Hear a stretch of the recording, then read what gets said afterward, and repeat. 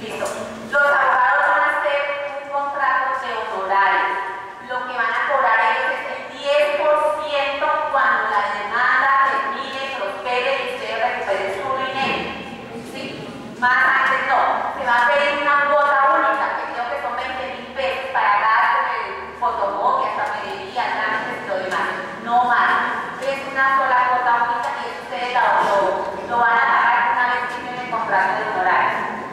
¿Por qué los abogados están cobrando esta cuota única? Porque resulta que todos estos 8 meses, todos los abogados han venido asesorando a la gente en los derechos de petición, en lo que tienen que hacer con la PER, estar para acá y para acá en cada reunión, y además de eso hay mucha gente que es desagradecida, ¿sí? Y los ha tratado de dadores por el chat, por todas las páginas del Liberblog. Hay un abogado que se llama Luis España, no sé si ustedes hayan escuchado hablar de él. Ese abogado ha viajado por todo el país y ha cobrado entre 30 y 50.000 pesos. Según mi información, tiene poderes, más de 30.000 poderes. Nosotros estuvimos averiguando y no hay ninguna demanda que él haya interpuesto. No la hemos visto. Nos dio un número, yo lo tengo, y lo estuvimos averiguando en la rama judicial y no está. Varias veces he escrito a ese correo que él tiene diciendo que por favor me envíe el número de radicado porque él radicó la demanda, pero no ha sido posible que nos contesten el correo. Entonces, ustedes ya toman la decisión. Debido a esos chismes, enredos y todo lo demás, los abogados decidieron, a nombre propio, hacer sus propias demandas y cobrar esa cuota única. Apenas se registre la demanda en los juzgados, nosotros les daremos el número de radicado para que ustedes también estén pendientes y no se dejen engañar.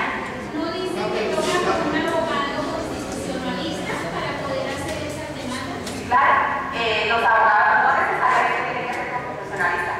Por ejemplo, digamos, sabemos la doctora Lida con todas sus demandas, pero es que ella no está sola. ¿Sí? Ella tiene asesoría jurídica, abogados administrativistas, jueces, entonces no va sola. ¿Hasta cuándo hay plazo para dar el poder? Yo creo que esta semana, porque ya la demanda viene encima, esta semana la presenta la doctora Vida y el doctor Alvear la presenta la siguiente semana.